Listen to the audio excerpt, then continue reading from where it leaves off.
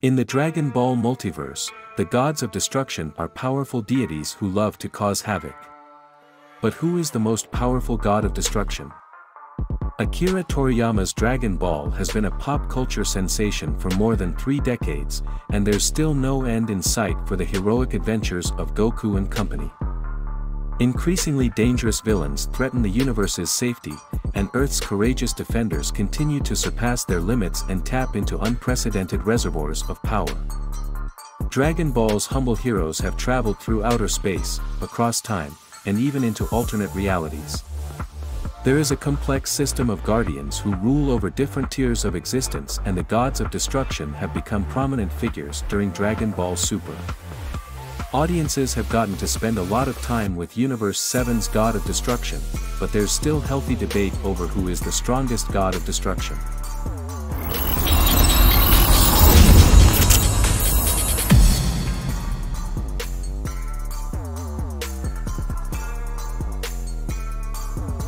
There are 12 unique universes that make up Dragon Ball's multiverse. Universe 1 is rich in mortal fighters, which perhaps deserve some degree of bragging rights, but Dragon Ball tends to celebrate its more heightened characters. E1 is Universe 1's god of destruction, and he has one of the friendlier designs of these deities. The furry fighter doesn't boast any supreme attacks, and during group scenes, he's frequently the subject of bullying between other gods of destruction, which indicates he doesn't get much respect from his peers. Additionally, E1's encounters with ARAK and LIQUIIR are short-lived and disappointing.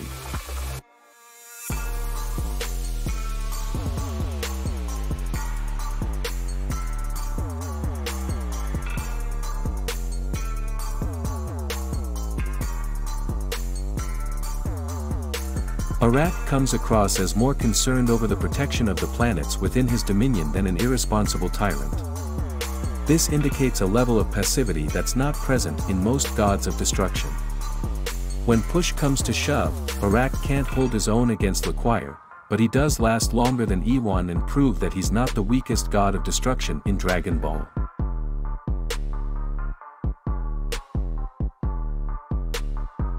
LIQUIIR is a fox-centric god of destruction who initially looks like he'll be associated with Universe 9's trio of danger, but is the ruler of Universe 8. LIQUIIR looks like a big deal when he uses his tail energy cannon barrage maneuver that triples his tail count from 3 to 9. This gives LIQUIIR the advantage over E1 and ARAK, but a single arrow from HELES nearly destroys him, and LIQUIIR's attacks are completely useless against Belmar. He's clearly completely outclassed by the strongest gods of destruction.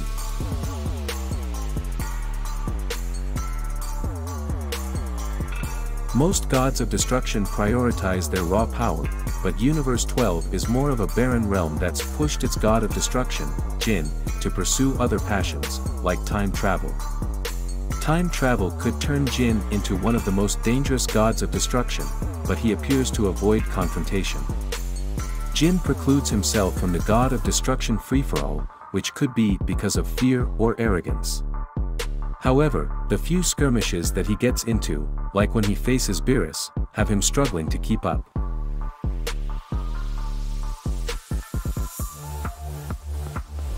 Universe 9 Sidra is one of the most rebellious gods of destruction, and his lack of destroyed planets has more to do with the malaise he feels over his duties than any lack of strength.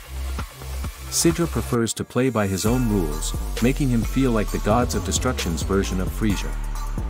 The problem is that Sidra's wild card ways seldomly work in his favor and just further alienate him. That being said, Sidra knows how to inspire an army, and he possesses incredible defensive powers that can withstand the strongest god of destruction attacks, including Hakai.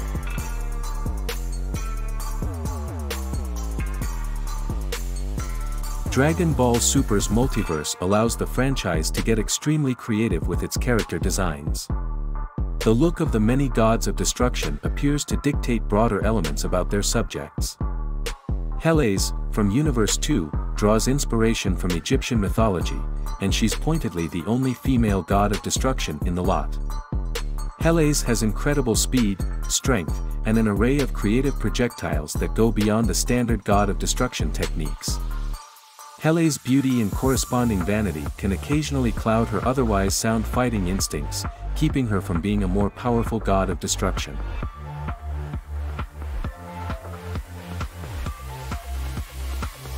Universe 6's CHAMPA is the twin brother of Beerus from Universe 7, but the discrepancy in their power levels speaks to the importance of training and a motivated attitude. CHAMPA is a god of destruction who loves to lounge and deflect duties to his universe's resident angel, Vados. CHAMPA is more likely to develop a scheme to avoid battle than to actually step into the ring. CHAMPA may lack a desire to prove his strength, but he's still extremely dangerous and can casually destroy entire planets through playful mischief. A properly motivated CHAMPA would be terrifying.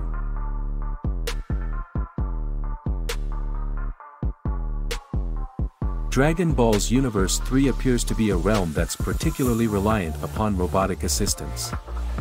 Accordingly, Universe 3's god of destruction is MULE, but he's only at peak strength when he's piloting his intimidating mecha, MOSCO. MOSCO's durability and strength are what make him such a challenging opponent. With MOSCO, MULE possesses the strength to hold down two gods of destruction, LIQUIIR and Beerus, and it's not until three other gods of destruction, CUDDLY, RUMSSHI, and CHAMPA, take him on that they're able to properly hold MOSCO back. Under the right circumstances, MULE and MOSCO could completely dismantle the current god of destruction hierarchy.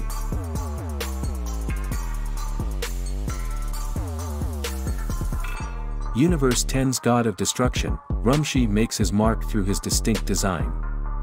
This look isn't just for show.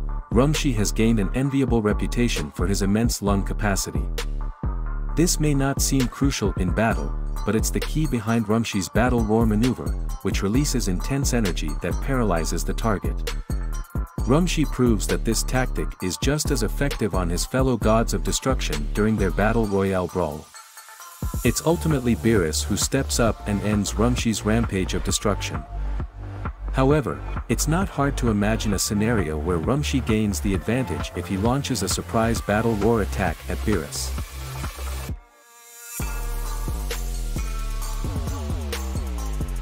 Universe 4's mousy CUDDLY may not look like much, but he's not a god of destruction that should be underestimated.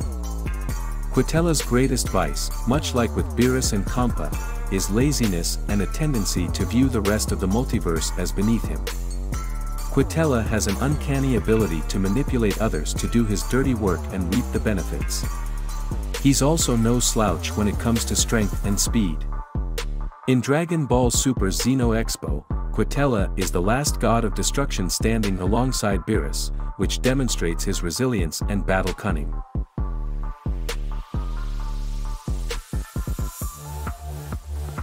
All of Dragon Ball's gods of destruction could be viewed as antagonists under the right conditions, but Belmod is the one who looks legitimately evil.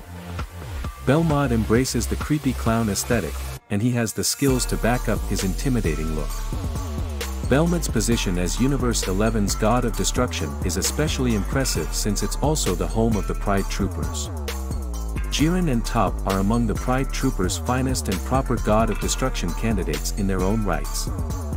The fact that they haven't usurped Belmod's position speaks to how much power this evil clown holds.